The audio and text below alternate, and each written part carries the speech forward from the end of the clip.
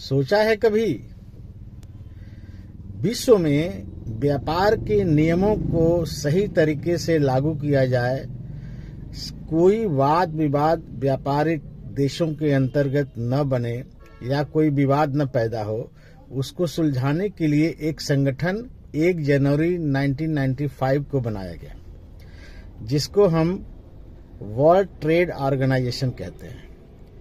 इसका मुख्यालय जिनेवा में स्विट्जरलैंड में है।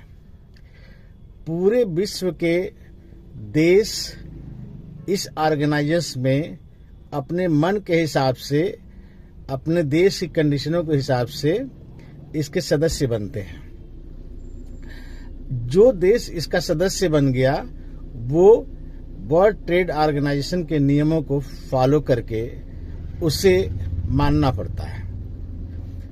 भारत जिस दिन ये ऑर्गेनाइजेशन बना उसी दिन इसका सदस्य बन गया, पर चाइना को कम से कम 6 साल लगे, 6 से 7 साल लग गए उस ऑर्गेनाइजेशन का सदस्य बनने में। ऐसा क्यों? उदारीकरण का दौर था।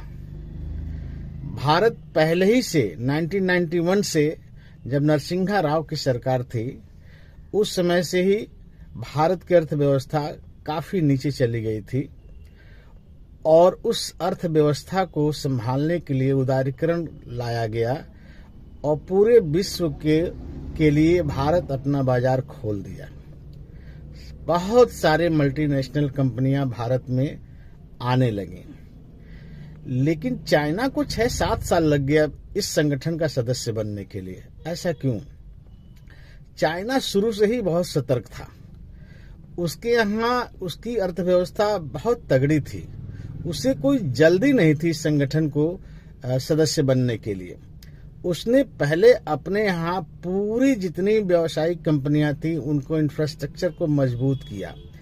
प्रोडक्शन बहुत बड़ा, विश्व में क्या क्या किस किस की जरूरत पड़ेगी वो सारे प्रोडक्शन उसने अपने यहाँ खुद पहले पैदा कर लिया और वो काफी मजबूत हो गया।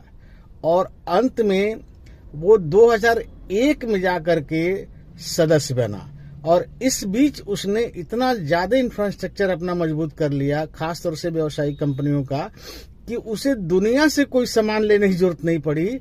बदले वो एक्सपोर्टर बन गया। अब पूरे विश्व में वो अपना सामान एक्सपोर्ट करता चला गया।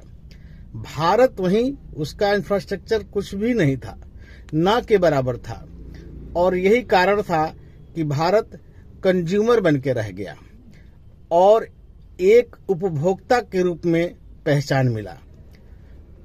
और चाइना जो है एक एक्सपोर्टर, प्रोडक्शन के रूप में उसका पहचान मिली।